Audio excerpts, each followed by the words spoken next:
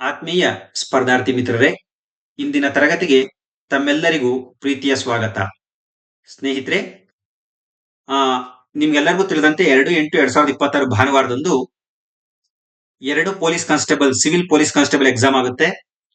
Morning session ಅಲ್ಲಿ NHK ಗೆ ಸಂಬಂಧಪಟ್ಟಂತೆ ನಾನು ಹೈದರಾಬಾದ್ ಕರ್ನಾಟಕಕ್ಕೆ ಸಂಬಂಧಪಟ್ಟಂತೆ ಒಂದು ಎಕ್ಸಾಮ್ ಆಗುತ್ತೆ. ಈಗಾಗಲೇ ಅದಕ್ಕೆ ಸಂಬಂಧಪಟ್ಟಂತ ಸಂಭಾವ್ಯ ಕೀ ಉತ್ತರಗಳ ಬಗ್ಗೆ ಡಿಸ್ಕಸ್ ಮಾಡಿ ವಿಡಿಯೋವನ್ನು ಅಪ್ಲೋಡ್ ಮಾಡಿದ್ದೀನಿ. ಈಗ HK ಗೆ ಸಂಬಂಧಪಟ್ಟಂತ ಹೈದರಾಬಾದ್ ಕರ್ನಾಟಕಕ್ಕೆ ಸಂಬಂಧಪಟ್ಟಂತ ಸಿವಿಲ್ ಪೊಲೀಸ್ ಕಾನ್ಸ್ಟೇಬಲ್ ಎಕ್ಸಾಮ್ ನ GK ಪ್ರಶ್ನೆ ಪತ್ರಿಕೆಯ ಇತಿಹಾಸ ಪ್ರಶ್ನೆಗಳ ಸಂಭಾವ್ಯ ಕೀ ಉತ್ತರಗಳ ಬಗ್ಗೆ ಡಿಸ್ಕಸ್ ಮಾಡ್ತೀನಿ. ಸೊ ಇದು ಇಲಾಖೆ ನೀಡುವ ಉತ್ತರಗಳೇ ಅಂತಿಮವಾಗಿರುತ್ತೆ. ನಾವು ನೀಡತಕ್ಕಂಥದ್ದು ಸಂಭಾವ್ಯ ಕೀ ಉತ್ತರಗಳು. ಆದಾಗ್ಯೂ ಕೂಡ ಅತ್ಯಂತ ಜವಾಬ್ದಾರಿಯುತವಾಗಿ ವಿವಿಧ ಇತಿಹಾಸ ವಿಷಯ ಸಂಪನ್ಮೂಲ ವ್ಯಕ್ತಿಗಳೊಂದಿಗೆ ಚರ್ಚಿಸಿ ಮತ್ತು ಒಳ್ಳೊಳ್ಳೆ ರೆಫರೆನ್ಸ್ ಬುಕ್ಗಳನ್ನ ನೋಡಿ ಕೀ ಉತ್ತರಗಳನ್ನ ಹೇಳುವ ಜವಾಬ್ದಾರಿಯುತ ಕೆಲಸವನ್ನ ಮಾಡ್ತಾ ಇದ್ದೀನಿ. ನಿಮ್ಮಗಳ ಬೆಂಬಲವಿರಲಿ. ಸ್ನೇಹಿತರೆ, ಮೊದಲನೇ ಪ್ರಶ್ನೆ, ಇಂಡಿಯನ್ ಅಸೋಸಿಯೇಷನ್ ಆಫ್ ಕಲ್ಕತ್ತಾ ಸ್ಥಾಪಿಸಿದವರು ಯಾರು ಅಂತ ನಿಮ್ಗೆ ಗೊತ್ತಿರಲಿ.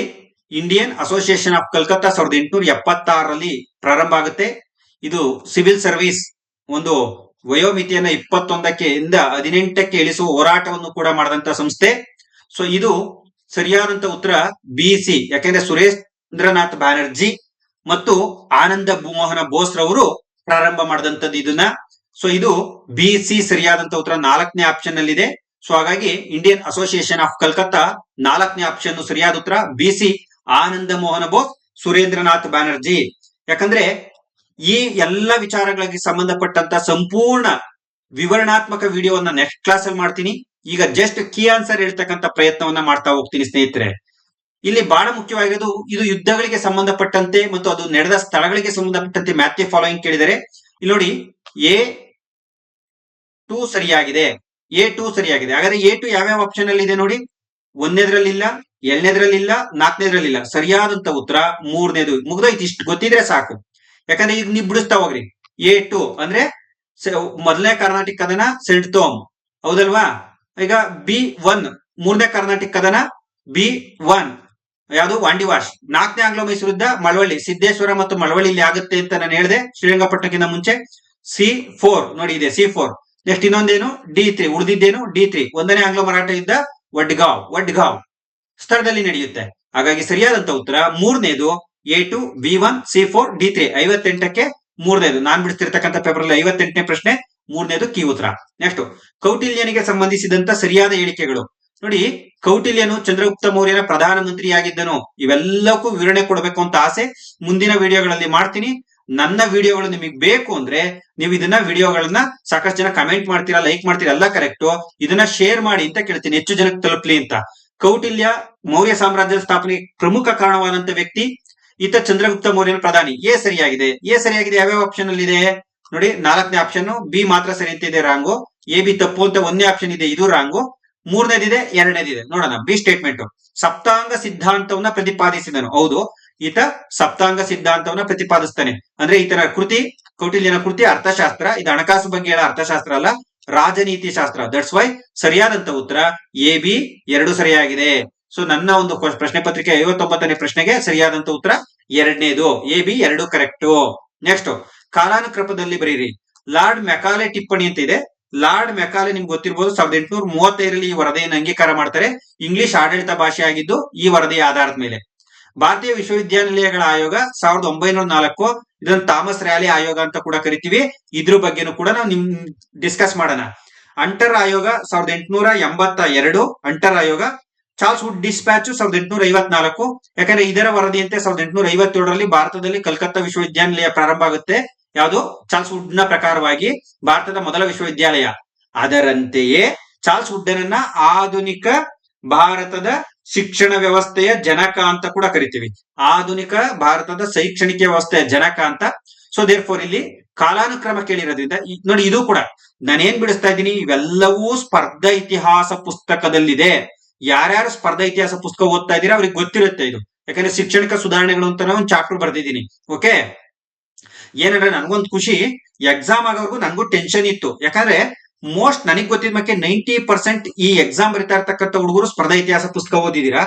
ಏನಾದ್ರು ನನ್ನ ಪುಸ್ತಕದಲ್ಲಿ ಇಲ್ಲದೆ ಇರ್ತಕ್ಕಂಥ ವಿಚಾರಗಳನ್ನ ಹೆಚ್ಚು ಕೇಳ್ಬಿಟ್ರೆ ಏನಪ್ಪಾ ಮಾಡೋದು ಅನ್ನೋ ಟೆನ್ಷನ್ ಇತ್ತು, ನನಗೆ ಭಯ ಇತ್ತು. ನಿಜವಾಗ್ಲೂ ಎರಡೂ ಪೇಪರ್ಗಳನ್ನ ನೋಡಿದ್ಮೇಲೆ ನನ್ ಮನಸ್ಸು ಸಂಪೂರ್ಣ ಸಮಾಧಾನ ಆಯ್ತು, ನನ್ನ ಶ್ರಮ ಫಲಿಸಿದೆ ಅಂತ. ಯಾಕಂದ್ರೆ ಬಹುತೇಕ ಪ್ರಶ್ನೆಗಳು ಸ್ಪರ್ಧಾ ಇತಿಹಾಸ ಪುಸ್ತಕದಿಂದ ಕವರ್ ಆಗಿದೆ. ಮತ್ತೆ ಯಾರು ಪ್ರೂಫ್ ಕೊಡಿ ಅಂತ ಕೇಳ್ಬೇಡಿ, ನಿನ್ನೆ ವಿಡಿಯೋದಲ್ಲಿ ಹೇಳಿದೀನಿ, ಪುಸ್ತಕ ನಿಮ್ಮ ಹತ್ರ ಇದೆ, ಅದೇ ಪ್ರೂಫ್ ತೆಗೆದು ನೋಡ್ಕೊಳ್ಳಿ, ಪ್ರಶ್ನೆಗೆ ಉತ್ತರ ಇದೆಯೇ ಇಲ್ವಾ ಅಂತ. ಇತ್ತು ಅಂದ್ರೆ 4 ಜನ ಕೇಳಿ, ಮಂಜುನಾಥ್ ಸರ್ ಬುಕ್ ಚೆನ್ನಾಗಿದೆ ಓದಿ ಅಂತ. ಇಲ್ಲ ಅಂದ್ರೆ ಬಿಟ್ಬಿಡಿ, ಬೇಡ ಅನ್ನಿ, ಚೆನ್ನಾಗಿಲ್ಲ ಅನ್ನಿ, ನನ್ಗೇನ್ ಬೇಜಾರಿಲ್ಲ. ಇನ್ನು ಏನನ್ನ ಅಪ್ಡೇಟ್ ಮಾಡ್ಬೇಕಾದ್ರೆ ನನಗೆ ಸಜೆಸ್ಟ್ ಮಾಡಿ, ಖಂಡಿತವಾಗೂ ನಿಮ್ಮ ಅಪ್ಡೇಟ್ ಅನ್ನ ನಾನು ಸ್ವೀಕರಿಸ್ತೀನಿ. ಸೊ ಇದಕ್ಕೆ ಉತ್ತರ ನೋಡಿ, ಲಾರ್ಡ್ ಮೆಕಾಲೆ 1835 ಚಿಕ್ಕದು. ಅಂದ್ರೆ ಎ ಎಲ್ಲೆಲ್ಲಿದೆ, 3ನೇದ್ರಲ್ಲಿ ಇಲ್ಲ, ಬಿ ಇದೆ, 4ನೇದ್ರಲ್ಲಿ ಬಿ ಇದೆ, ಹಾಗಾಗಿ ರಾಂಗು. ಇಲ್ಲ 1 ಆನ್ಸರ್ ಆಗಿರ್ಬೇಕು, ಇಲ್ಲ 4 ಆನ್ಸರ್ ಆಗಿರ್ಬೇಕು. ನೆಕ್ಸ್ಟ್ ಯಾವ್ದು 1854 ಚಾರ್ಲ್ಸ್ ಡಿಸ್ಪ್ಯಾಚ್, ಡಿ ಕರೆಕ್ಟ್. ಯಾವ್ದಾಗಾರೆ 3ನೇದ್ರಲ್ಲಿ ಸಿ, 1ನೇದ್ರಲ್ಲಿ ಸಿ ಇದೆ, ಇದು ರಾಂಗು. ಹಾಗಾದ್ರೆ ಸರಿಯಾದಂತ ಉತ್ತರ 4ನೇದು A D C B. A lord Macaulay 1835, D Charles dispatch 1854, B C ಅಂಟರಾಯವ 1882, ಬಿ ವಿಶ್ವವಿದ್ಯಾಲಯಗಳ ಕಾಯ್ದೆ 1904. ಹಾಗಾಗಿ 60ನೇದಕ್ಕೆ ನಾನ್ ಬಿಡಿಸ್ತಾ ಇರೋ ಪೇಪರ್ ಅಲ್ಲಿ 60ನೇದಕ್ಕೆ 4ನೇದು ಸರಿಯಾದ ಉತ್ತರ A D C B. Next ಮಿರ್ಜಾಫರ್ನ ಮರಣದ ನಂತರ ಬಂಗಾಳದ ನವಾಬ್ ಆಗಿದ್ ಯಾರು ಅಂತ ಕೇಳಿದರೆ, ಇದು ಬಕ್ಸರ್ ಕದನದ ನಂತರ ನಡೆದಂತ ಬೆಳವಣಿಗೆ. ಬಕ್ಸರ್ ಕದನದ ನಂತರ ಮಿರ್ಜಾಫರ್ನ ನವಾಬನ್ ಮಾಡ್ಬೇಕು ಅಂತಾನೆ ಅವ್ನು ಸತ್ತೋಗ್ತಾನೆ. ಅವ್ನು ಸತ್ತೋದಾಗ ಅವನ ಮಗ ನಿಜಾಮ್ ಉದ್ದುದೌಲನನ್ನ ನವಾಬನನ್ನಾಗಿ ಮಾಡ್ತಾರೆ. ನಾನು ಬುಕ್ ಅಲ್ಲಿ ಬೋರ್ಡ್ ಆಗಿ ಕೊಟ್ಟಿದ್ದೀನಿ, ಯಾಕಂದ್ರೆ ಈತ ಬ್ರಿಟಿಷರೊಡನೆ ಅಲಹಾಬಾದ್ ಒಪ್ಪಂದವನ್ನ ಮಾಡ್ಕತ್ತಾನೆ. ಸೊ ಸರಿಯಾದಂತ ಉತ್ತರ 1ನೇದು 61ಕ್ಕೆ 1ನೇದು. ನಾನ್ ಬಿಡಿಸ್ತಾ ಇರೋ ಪೇಪರ್ ಅಲ್ಲಿ 61ಕ್ಕೆ 1ನೇದು ನಿಜಾಮುದ್ದೌಲಾ ಸರಿಯಾದಂತ ಉತ್ತರ. ಇದು ಕೂಡ ನಿಮ್ ಇತಿಹಾಸ ಪುಸ್ತಕದಲ್ಲಿ ಸಿಗುತ್ತೆ. ನೆಕ್ಸ್ಟ್ ಒಂದಷ್ಟು ಬರೆಯಿರಿ, ರಾಣಿ ಅಬ್ಬಕ್ಕ ನಿಮಗೆ ಗೊತ್ತು, ಕರ್ನಾಟಕದವರು. ರಾಣಿ ಅಬ್ಬಕ್ಕ ಇದಂತೂ ಗೊತ್ತಿರುತ್ತೆ, ಯಾವ್ದು ಗೊತ್ತಿಲ್ಲ ಅಂದ್ರೂ ಕೂಡ. A2 ಯಾವ್ದ್ರಲ್ಲಿ ಇದೆ ನೋಡಿ, ಓಹೋ ಇದು ಸಖತ್ ಟ್ವಿಸ್ಟ್ ಆಗದೆ, ಯಾಕಂದ್ರೆ 1ನೇದು ಬಿಟ್ರೆ ಇನ್ 3ರಲ್ಲಿ A2 ಇದೆ. ಬಟ್ ರಾಣಿ ವೇಲು ನಾಚಿಯರ್ ಎಲ್ಲೋ ಒಂದ್ ಕಡೆ ಕೇಳಿರ್ತೀರ, ಇವ್ರು ತಮಿಳ್ನಾಡೋರು. ಬಿ3 ಯಾವ್ದ್ರಲ್ಲಿ ಇದೆ ನೋಡಿ. ಹಂಗಾರೆ A2 B4 ಇದೆ, 2ನೇದಲ್ಲ. A2 B4 ಇದೆ, 3ನೇದು ಅಲ್ಲ.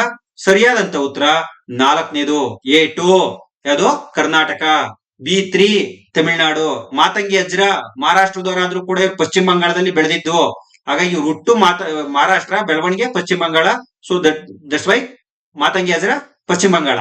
Usha Mehta Gujarat. So A2 B3 C4 D1. 62ಕ್ಕೆ ನಾನ್ ಬಿಡಿಸೋ ಪೇಪರ್ ಅಲ್ಲಿ 62ಕ್ಕೆ 4ನೇ ಸರಿಯಾದ ಉತ್ತರ. ನೆಕ್ಸ್ಟ್ ಕೆಳಗಿನ ಹೇಳಿಕೆಗಳನ್ನ ಪರಿಗಣಿಸಿ.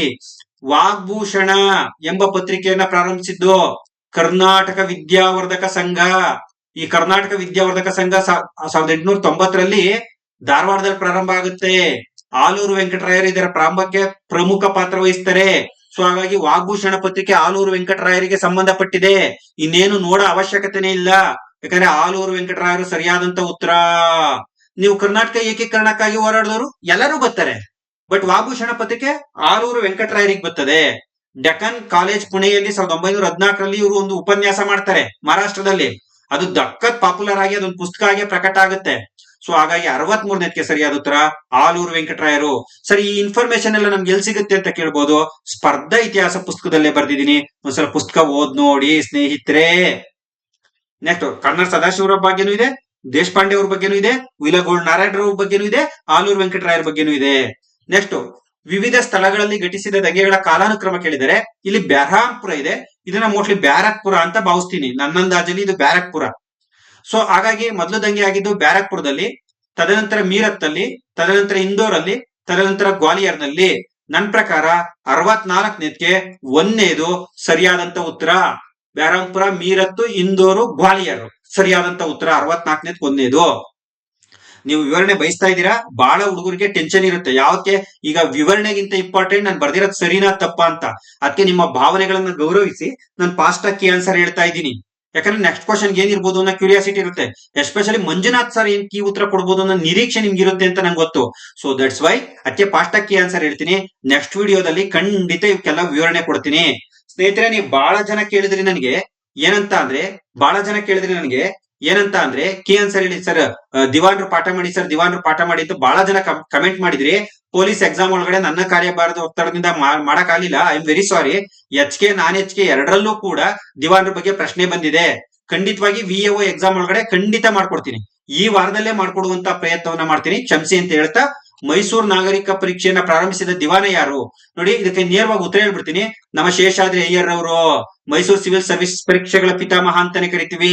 1891ರಲ್ಲಿ ಪ್ರಾರಂಭ ಮಾಡ್ತಾರೆ. ಸರಿಯಾದಂತ ಉತ್ತರ ನಾನ್ ಬಿಡಿಸೋ ಪೇಪರ್ ಅಲ್ಲಿ 65ಕ್ಕೆ 3ನೇದು. ಶ್ರೀಧರಾಚಾರ್ಯ ಯಾವ ಕೃತಿಯನ್ನ ಸ್ವತಃ ಜೋಯಿಸ ಗಬ್ಬ ಎಂದು ಕರೆದುಕೊಂಡಿದ್ದಾನೆ? ಇಲ್ಲಿ 2ನೇ ಕೃತಿ ಅಲ್ಲ, ಯಾಕಂದ್ರೆ ಅವ್ರದಲ್ಲ ಇದು. 4ನೇ ಕೃತಿ 3ನೇ ಕೃತಿನೂ ಅಲ್ಲ. ಜಾತಕ ತಿಲಕ ಅವ್ರದೇ, ಮದನ ತಿಲಕ ಅವ್ರದೇ. ಸೊ ಇಲ್ಲಿ ಅವ್ರು ಯಾವ ಕೃತಿನ ಜೋಯಿಸ ಗಬ್ಬ ಅಂತ ಕರ್ಕೊಂಡಿದ್ದಾರೆ ಅಂತ ಕೇಳಿರೋದ್ರಿಂದ ಈ ಮದನ ತಿಲಕವನ್ನ ಜೋಯಿಸ ಗಬ್ಬ ಅಂತ ಕರ್ಕೊಂಡಿದ್ದಾರೆ. ಸರಿಯಾದಂತ ಉತ್ತರ 66ನೇದಕ್ಕೆ 4ನೇದು ಮದನ ತಿಲಕ.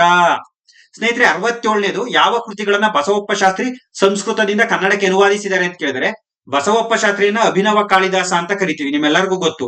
ಅಂದ್ಮೇಲೆ ಕಾಳಿದಾಸನ ಕೃತಿಗಳನ್ನ ಕನ್ನಡಕ್ಕೆ ಅನುವಾದ ಮಾಡಿರ್ತಾರೆ. ಎಷ್ಟು ಟೆಕ್ನಿಕ್ ಸಾಕಲ್ವಾ? ನೋಡಿ, ಕಾಳಿದಾಸನ ಕೃತಿ ಯಾವುದು? ಎ ಡಿ ವಿಕ್ರಮೋರ್ವಶೀಯ ಮತ್ತು ಶಾಕುಂತಲ. ಆಪ್ಷನ್ ಗೆ ಬಂದ್ಬಿಡಿ. ಎ ಡಿ ಯಾವ್ದಾವ್ದ್ರಾಗದ್ ನೋಡ್ರಿ. 1ನೇದ್ರಾಗ ಎ ಬಿ ಡಿ ಇದೆ, 2ನೇದ್ರಾಗ ಬಿ ಡಿ ಇದೆ, ಎ ಇಲ್ಲ. 3ನೇದ್ರಾಗ ಎ ಬಿ ಸಿ ಇದೆ, ಡಿ ಇಲ್ಲ. 4ನೇದ್ರಾಗ ಬಿ ಸಿ ಡಿ ಇದೆ, ಎ ಇಲ್ಲ.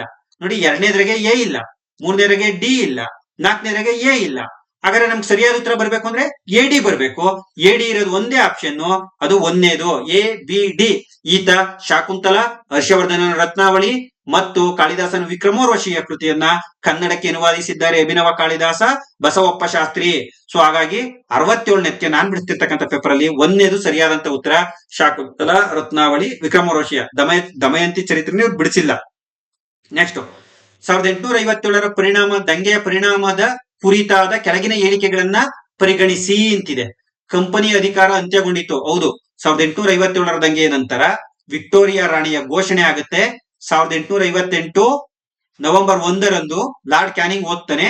ಇದರಂತೆ ಈಸ್ಟ್ ಇಂಡಿಯಾ ಆಳ್ವಿಕೆ ಅಂತ್ಯ ಆಗಿ ಬ್ರಿಟನ್ ಸರ್ಕಾರಕ್ಕೆ ನೇರವಾಗಿ ಭಾರತ ವರ್ಗಾವಣೆ ಆಗುತ್ತೆ. ರಾಣಿಯ ಅಂಡರ್ಗೆ ಭಾರತ ಬರುತ್ತೆ, ಅಥವಾ ಬ್ರಿಟನ್ ಸಂಸತ್ತಿನ ಅಂಡರ್ಗೆ ಭಾರತ ಬರುತ್ತೆ. ಸೊ ಸ್ನೇಹಿತರೆ, ಹಾಗಾಗಿ ಇಲ್ಲಿ ಸರಿಯಾದಂತ ಉತ್ತರಗಳು ಯಾವುವು ಅಂತಕ್ಕಂಥದ್ದನ್ನ ನೋಡೋದಾದ್ರೆ, ಸೊ ಇಲ್ಲಿ ನೋಡಿ, ಹೇಳಿಕೆಗಳನ್ನ ಪರಿಗಣಿಸಿ. 1ನೇದು ಸ್ಟೇಟ್ಮೆಂಟ್ ಕರೆಕ್ಟ್ ಇದೆ. ದತ್ತು ಮಕ್ಕಳಿಗೆ ಎಕ್ಕಿಲ್ಲ ನೀತಿ ಮುಂದುವರಿಯಿತು. ಇದು ರಾಂಗ್ ಇದೆ, ಮುಂದುವರಿಲಿಲ್ಲ, ರದ್ದು ಮಾಡ್ತಾರೆ. ಯಾಕಂದ್ರೆ ಅದಕ್ಕೋಸ್ಕರನೇ 1857 ರೆವೋಲ್ಟ್ ಮಾಡಿರ್ತೀವಿ ನಾವು, ಹಾಗಾಗಿ ಅದನ್ನ ರದ್ದು ಮಾಡ್ತಾರೆ. 2ನೇ ಸ್ಟೇಟ್ಮೆಂಟ್ ರಾಂಗು. ಶ್ವೇತವರ್ಣೀಯರ ದಂಗೆಗೆ ಕಾರಣ ಆಯ್ತು. ಹೌದು, ಸಡನ್ ಆಗಿ ಬ್ರಿಟನ್ ಸರ್ಕಾರಕ್ಕೆ ವರ್ಗಾವಣೆ ಆಗಿದ್ರಿಂದ ಆಡಳಿತ, ಕಂಪನಿ ಅಧಿಕಾರಿಗಳು ಯಾರ್ಯಾರು ಕೆಲಸ ಮಾಡ್ತಾ ಇದ್ರು ಅವರು ಹೆಚ್ಚಿನ ಸೌಲಭ್ಯಗಳಿಗಾಗಿ ದಂಗೆ ಎದ್ದೊಳ್ತಾರೆ. ಹಾಗಾಗಿ 3ನೇದು ಕರೆಕ್ಟ್ ಇದೆ. ಸ್ಟೇಟ್ಮೆಂಟ್ 3 ಆಲ್ಸೋ ರೈಟ್ ಇದೆ. ಸೊ 4ನೇದು ರಾಣಿಯ ಘೋಷಣೆಯಿಂದ ಆಡಳಿತ ಬದಲಾಯಿತು. ಹೌದು, 1857ರ ವಿಕ್ಟೋರಿಯಾ ರಾಣಿಯ ದಂಗೆ ಆದ್ಮೇಲೆ 1858ರಲ್ಲಿ ವಿಕ್ಟೋರಿಯಾ ರಾಣಿಯ ಘೋಷಣೆ ಆಗುತ್ತೆ. ಸಂಪೂರ್ಣವಾಗಿ ಭಾರತದ ಆಡಳಿತವೇ ಬದಲಾಗುತ್ತೆ. ಗವರ್ನರ್ ಜನರಲ್ ಬದಲಾಗಿ ಇಡೀ ಭಾರತ ವೈಸ್ರಾಯ್ ಕಂಟ್ರೋಲಿಗೆ ಬರುತ್ತೆ. ಈ ವೈಸ್ರಾಯ್ ಭಾರತದ ರಾಜ್ಯ ಕಾರ್ಯದರ್ಶಿ ಅಣತಿಯಂತೆ ಬ್ರಿಟನ್ ಸಂಸತ್ತಿನಡಿಯಲ್ಲಿ ಕೆಲಸವನ್ನ ಮಾಡ್ತಾನೆ. ದೇರ್ಫೋರ್ 1, 2, 4 ಸರಿಯಾಗಿದೆ. ಸೊ ಯಾವ ಆಪ್ಷನ್ ಅಲ್ಲಿ ಇದೆ? 1ನೇದ್ರಲ್ಲಿ ಇಲ್ಲ, ರಾಂಗು. 2ನೇದ್ರಲ್ಲಿ, ಯಾಕಂದ್ರೆ 1, 2, 3, 4 ಇದೆ, ರಾಂಗು. 2ನೇದ್ರಲ್ಲಿ 1, 3, 4 ಇದೆ, ಇದೇ ಸರಿಯಾದಂತ ಉತ್ತರ. 1, 3, 4. ಇಲ್ಲಿ 68ನೇದಕ್ಕೆ 2ನೇದು ಸರಿಯಾದಂತ ಉತ್ತರ 1, 3, 4. ನೆಕ್ಸ್ಟ್ 69ನೇದು ನೋಡಿ, ಇದು ಮ್ಯಾಥ್ಯೂ ಫಾಲೋಯಿಂಗ್. ಇದು ಕೂಡ ನನ್ನ ಬುಕ್ ಅಲ್ಲಿ ಇರ್ತಕ್ಕಂಥದ್ದ ನಾವು ನೋಡ್ತಾ ಹೋಗ್ತೀವಿ. ನೋಡಿ, ವಿದೇಹ, ಮಿಥಿಲ. ವಿದೇಹರು ಯಾರು? ಮಿಥಿಲಾದವರು. A3 ಎಲ್ಲಿದೆ ನೋಡಿ? 2ನೇದ್ರಾಗಿಲ್ಲ, 4ನೇದ್ರಾಗಿಲ್ಲ. A3 1ನೇದ್ರಾಗಿದೆ, 3ನೇದ್ರಾಗಿದೆ. ಸೊ ಹಾಗಾಗಿ 1ನೇದ 3ನೇದ ಅಂತ ಡಿಸೈಡ್ ಆಗ್ಬೇಕು ಅಂದ್ರೆ ಇನ್ನೊಂದು ಪಾಯಿಂಟ್ ನೋಡ್ಬೇಕು. ಲಿಚ್ಚವಿಯರು ವೈಶಾಲಿ, ಯಾಕಂದ್ರೆ ನೇಪಾಳದಲ್ಲಿ ಬರ್ತಾರೆ ಇವರು. ಬುದ್ಧ ಎಲ್ಲ ಅದೇ ಒಂದು ಪ್ರಾಂತ್ಯದವರು, ಅವ್ರ ಅಮ್ಮ ಎಲ್ಲ. ಬಿ1 ಯಾವ್ದ್ರಲ್ಲಿದೆ? ಎ ನೋಡಿ, 3ನೇದ್ರಲ್ಲಿ A3 B4 ಇದೆ. ಹಾಗಾಗಿ 3ನೇದು ಉತ್ತರ ಅಲ್ಲ, ರಾಂಗ್. ಇದು 3ನೇದು ರಾಂಗು. ಸರಿಯಾದಂತ ಉತ್ತರ 4ನೇದು A3 B1 C4 D2. ಸ್ನೇಹಿತರೆ, ವಿದೇಹರು ಮಿಥಿಲ, ಲಿಚ್ಚವಿಯರು ವೈಶಾಲಿ, ಶಾಕ್ಯರು ಕಪಿಲವಸ್ತು, ಕೋಲಿಯರು Ramagrama. So that's why A3 B1 C4 D2. 69ನೇ ನಾನ್ ಬಿಡಿಸ್ತಾ ಇರ್ತಕ್ಕಂಥ ಪೇಪರ್ ನಲ್ಲಿ 69ನೇದಕ್ಕೆ 1ನೇದು ಸರಿಯಾದಂತ ಉತ್ತರ. ನೆಕ್ಸ್ಟ್, ಗೌತಮ ಬುದ್ಧನ ಸಮಕಾಲೀನ ಯಾರು ಅಂತ ಕೇಳಿದರೆ, ಬಿಂಬಸಾರ ಗೌತಮ ಬುದ್ಧನ ಸಮಕಾಲೀನ. ಅಜಾತ ಶತ್ರು ಬುದ್ಧನ ಮರಣದ ನಂತರ ಮೊದಲನೇ ಬೌದ್ಧ ಸಮ್ಮೇಳನ ಮಾಡಿದಂತ ವ್ಯಕ್ತಿ. ಹರ್ಷವರ್ಧನ ನಿಮ್ಗೆ ಗೊತ್ತು, ಲೇಟು, ಕಾಲಾಶಕನು ಕನ್ಸಿಡರ್ ಆಗಲ್ಲ. ಸೊ ಇಲ್ಲಿ ಸರಿಯಾದಂತ ಉತ್ತರ ಬಿಂಬಸಾರ ಇದ್ದೇ ಇರೋದ್ರಿಂದ ಬಿಂಬಸಾರನ ಸಮಕಾಲೀನ ಪ್ರಸೇನಜಿತ್. ಗೌತಮ ಬುದ್ಧನ ಸಮಕಾಲೀನ ಅರಸ ಪ್ರಸೇನಜಿತ್. ಗೌತಮ ಬುದ್ಧನ ಸಮಕಾಲೀನ ಅರಸ ಪ್ರಸೇನಜಿತ್. ನೆಕ್ಸ್ಟ್, ಐತಿಹಾಸಿಕ ಬೆಳಗಾವಿ ಕಾಂಗ್ರೆಸ್ ಅಧಿವೇಶನ 1924ರ ಸಮಯದಲ್ಲಿ ಕೊರೈಸಿದ ಬಾವಿಯನ್ನ ಕೆಳಕಂಡಂತೆ ಕರೆಯಲಾಯಿತು. ಇದು ವೆರಿ ಈಸಿ ಇದೆ, ನೇರವಾಗಿ ಆನ್ಸರ್ ಹೇಳ್ಬಿಡ್ತೀನಿ. ಪಂಪಸಾಗರ ಅಥವಾ ಪಂಪ ಸರೋವರ ಅಂತ ಕರಿತೀವಿ. 1924ರಲ್ಲಿ ಕುಡಿಯುವ ನೀರಿನ ಬಾವಿಯನ್ನ ನಾವೇನಂತ ಕರಿತೀವಿ? ಬೆಳಗಾವಿ ಕಾಂಗ್ರೆಸ್ ಅಧಿವೇಶನದಲ್ಲಿ ಪಂಪ ಸರೋವರ. 71ಕ್ಕೆ ನಾನ್ ಬಿಡ್ತಿರೋ ಪೇಪರ್ ಅಲ್ಲಿ 71ಕ್ಕೆ 3ನೇದು. ನೆಕ್ಸ್ಟ್ ನೋಡಿ, ಇದನ್ನು ಕೂಡ ನಾನೆಚ್ಕೆ ಒಳಗೂ ಇದೇ ತರದ್ದು ಒಂದು ಪ್ರಶ್ನೆ ಬಂದಿತ್ತು. ಪ್ರಾಚೀನ ಭಾರತದ ಮೇಲೆ ದಾಳಿ ಮಾಡಿದ ವಿದೇಶಿ ದಾಳಿಕಾರರನ್ನ ಕಾಲಾನುಕ್ರಮದಲ್ಲಿ ಬರೀರಿ ಅಂತ. ಫಸ್ಟ್ ಪ್ರಾಚೀನ ಭಾರತದ ಮೇಲೆ ದಾಳಿ ಮಾಡಿದ್ದು ಪರ್ಷಿಯನ್ನರು. ಪರ್ಷಿಯನ್ನರು ಎಲ್ಲಿದ್ದಾರೆ? ಬಿ ಒಳಗಿದ್ದಾರೆ. ಬಿ ಯಾವ್ಯಾವ ಆಪ್ಷನ್ ಅಲ್ಲಿ ಇದೆ ನೋಡಿ? ಒಂದೇ ಆಪ್ಷನ್ ಅಲ್ಲಿ ಇದೆ. ಎರಡನೇದ್ರಾಗಿಲ್ಲ, ಒಂದನೇದ್ರಾಗಿಲ್ಲ, ಮೂರನೇದ್ರಾಗಿಲ್ಲ. ಬಿ, ಎ, ಡಿ, ಸಿ ಸರಿಯಾದಂತ ಉತ್ತರ. ಯಾಕಂದ್ರೆ ಫಸ್ಟ್ ಬಂದಿದ್ದು ಪರ್ಷಿಯನ್ನರು, ನೆಕ್ಸ್ಟ್ ಬಂದಿದ್ದು ಗ್ರೀಕರು, ನೆಕ್ಸ್ಟ್ ಬಂದಿದ್ದು ಶಕರು, ಆಮೇಲೆ ಬಂದಿದ್ದು ಕುಶಾಣರು.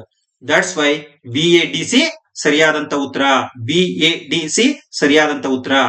ನೆಕ್ಸ್ಟ್, ಅಶೋಕನ ಕಳಿಂಗ ಯುದ್ಧಕ್ಕೆ ಸಂಬಂಧಿಸಿದಂತೆ ಈ ಕೆಳಗಿನ ಹೇಳಿಕೆಗಳನ್ನ ಪರಿಗಣಿಸಿ ಅಂತಿದೆ. ನೋಡಿ, ಹೇಳಿಕೆಗಳೇನಿವೆ? 13ನೇ ಶಿಲಾಶಾಸನದಲ್ಲಿ ಕಳಿಂಗ ಯುದ್ಧದ ಬಗ್ಗೆ ವಿವರಿಸುತ್ತದೆ. ಹೌದು, 13ನೇ ಶಿಲಾಶಾಸನ ಕಳಿಂಗ ಯುದ್ಧದ ಬಗ್ಗೆ ಮಾತಾಡುತ್ತೆ. ಎ ಸರಿಯಾಗಿದೆ. ಎ ಸರಿ ಅನ್ನೋದು ಎಲ್ಲೆಲ್ಲಿದೆ? ಬಿ ಸರಿ, ಎ ತಪ್ಪು. ಎ ಬಿ ಎರಡು ತಪ್ಪು.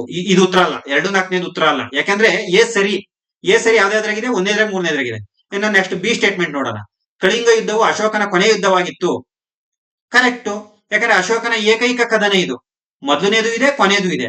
ದಟ್ಸ್ ವೈ ಬಿ ಸರಿ. ಹಾಗಾಗಿ ಸರಿಯಾದಂತ ಉತ್ತರ ಎ, ಬಿ ಎರಡೂ ಸರಿ. ನಾನ್ ಬಿಡ್ತೀರಾ ಪೇಪರ್ ಅಲ್ಲಿ 73ನೇದಕ್ಕೆ ಒಂದನೇದು. ನಿಮ್ಗೆ ವಿವರಣೆ ಬೇಕು ಅಂತ ಕೆಲವ್ರಿಗೆ ಆಸೆ ಇರ್ಬೋದು. ಖಂಡಿತವಾಗಿ ಎಕ್ಸಾಮ್ ಬರ್ತಿರ್ತಕ್ಕಂಥ ಬಹುತೇಕ ಹುಡುಗರಿಗೆ ಕ್ಯೂರಿಯಾಸಿಟಿ ಇರುತ್ತೆ, ಯಾವ್ದಾವ್ದು ಸರಿ ಇರ್ಬೋದು ಅಂತ. ಹಾಗಾಗಿ ನಾನು ಫಾಸ್ಟ್ ಆಗಿ ಆನ್ಸರ್ ಹೇಳ್ತಾ ಇದ್ದೀನಿ.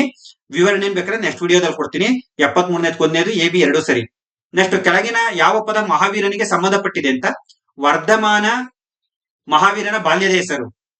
ನಿರ್ಗಂತ ಮಹಾವೀರನ ಅನುಯಾಯಿಗಳು. ಜಿನ ಎಂದರೆ ಆಶಯಗಳನ್ನ ಗೆದ್ದವರು. ತೀರ್ಥಂಕರ ಎಂದರೆ ಮಹಾವೀರನನ್ನ 24ನೇ ತೀರ್ಥಂಕರ ಅಂತೀವಿ. ಹಾಗಾಗಿ ಎ, ಬಿ, ಸಿ, ಡಿ 4 ಸರಿಯಾಗಿವೆ. ಎರಡನೇದು ಸರಿಯಾದಂತ ಉತ್ತರ. ಎ, ಬಿ, ಸಿ, ಡಿ 4 ಸರಿ. 74ನೇದಕ್ಕೆ ಎರಡನೇದು. ನಾನು ಬಿಡಿಸ್ತೀರಾ ಪೇಪರ್ ಅಲ್ಲಿ. ಇನ್ನ ಕೆಳಗಿನ ಜೋಡಿಗಳಲ್ಲಿ ತಪ್ಪಾಗಿರುವುದನ್ನ ಗುರುತಿಸಿ ಅಂತ ಕೇಳಿದರೆ, ಮೊನ್ನೆ ತಾನೇ ವಿಜಯನಗರ ಪಾಠ ಮಾಡಿದಾಗ ಎಲ್ಲ ವಿದೇಶಿಗರ ಬಗ್ಗೆ ಮಾತಾಡಿದ್ದೆ ನಾನು.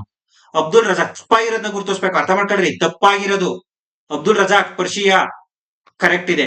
ಮಾರ್ಕೋಪೋಲೋ ಇಟಲಿ ಕರೆಕ್ಟ್ ಇದೆ. ಫ್ರಾಂಕೋಯಿಸ್ ಬರ್ನಿಯರ್ ಪೋರ್ಚುಗಲ್ ತಪ್ಪು. ಯಾಕಂದ್ರೆ ಇವ ಫ್ರಾನ್ಸ್ನವನು. ಇಬ್ನ ಬತ್ತುತಾ ಮೊರಾಕೋ ದೇಶದವನು. ಇದು ಕರೆಕ್ಟ್ ಇದೆ. ಹಾಗಾಗಿ ಸರಿಯಾದಂತ ಉತ್ತರ ತಪ್ಪಿರೋದನ್ನ ಗುರುತಿಸಿ ಅನ್ನೋದ್ರಿಂದ 3ನೇದು ಸರಿಯಾದಂತ ಉತ್ತರ. 75ನೇದಕ್ಕೆ 3ನೇದು. 75ನೇದಕ್ಕೆ 3ನೇದು. ಸ್ನೇಹಿತರೆ, ಇದುವರೆಗೂ ಬಿಡಿಸಿದಂತ ಬಹುತೇಕ ಪ್ರಶ್ನೆಗಳಿಗೆ ಉತ್ತರ ನಮ್ಮ ಸ್ಪರ್ಧಾ ಇತಿಹಾಸ ಪುಸ್ತಕದಲ್ಲಿದೆ. ಸೊ ನೀವು ಈ ಪುಸ್ತಕವನ್ನ ಪರ್ಚೇಸ್ ಮಾಡಿ. ಬಹುತೇಕ ಜನರು ಈ ಪುಸ್ತಕವನ್ನು ಓದ್ತೀರಾ. ಯಾಕಂದ್ರೆ ನನಗೂ ಒಂದು ಭಯ ಇತ್ತು ಎಕ್ಸಾಮ್ ಆಗೋರ್ಗು. 90% ಹುಡುಗರು ನನ್ನ ಪುಸ್ತಕನೇ ಓದ್ತಾ ಇದ್ದೀರಾ. ಏನಾರು ನನ್ನ ಪುಸ್ತಕ ಬಿಟ್ಟು ಪ್ರಶ್ನೆಗಳನ್ನ ಕೇಳ್ಬಿಟ್ರೆ ಏನಪ್ಪಾ ಮಾಡೋದು ಅಂತ ಟೆನ್ಷನ್ ಇತ್ತು. ಯಾಕಂದ್ರೆ ಎಷ್ಟೋ ಹುಡುಗರು ನಂಬಿಕೆ ಕಳ್ಕೊಬಿಡ್ತೀನಿ ಅಂತ. ಫೈನಲಿ ನಾನ್ ಎಚ್ ಕೆ ಎಕ್ಸಾಮ್ ಅಲ್ಲಿ ನಿಮ್ಮ ನಂಬಿಕೆ ಉಳಿಸ್ಕೊಳ್ಳುವ ಸಫಲನಾಗಿದ್ದೀನಿ. ಇನ್ನ ವಿಶೇಷ ಮಾಹಿತಿಗಳನ್ನ ನಾನು ಯೂಟ್ಯೂಬ್ ಮುಖಾಂತರ ನೀಡ್ತೀನಿ. ನಿಮ್ಮ ಸಲಹೆಗಳಿದ್ರೆ ಖಂಡಿತವಾಗಿ ನನಗೆ ಕಮೆಂಟ್ ಮಾಡಿ ಅಂತ ಹೇಳ್ತಾ, ಇತಿಹಾಸದಲ್ಲಿ ಸುಮಾರು ಪ್ರಶ್ನೆಗಳು ಕವರ್ ಆಗಿವೆ. ಸೊ ಇಲ್ಲಿಯವರೆಗೂ ವಿಡಿಯೋವನ್ನ ವೀಕ್ಷಿಸಿದ್ದಕ್ಕೆ ನಿಮ್ಮೆಲ್ಲರಿಗೂ ತುಂಬು ಹೃದಯದ ಧನ್ಯವಾದಗಳನ್ನ ಅರ್ಪಿಸ್ತೀನಿ. ಈ ವಿಡಿಯೋವನ್ನ ಹೆಚ್ಚು ಶೇರ್ ಮಾಡಿ ಅಂತ ಹೇಳ್ತಾ ಇಂದಿನ ತರಗತಿಗೆ ಧನ್ಯವಾದಗಳು.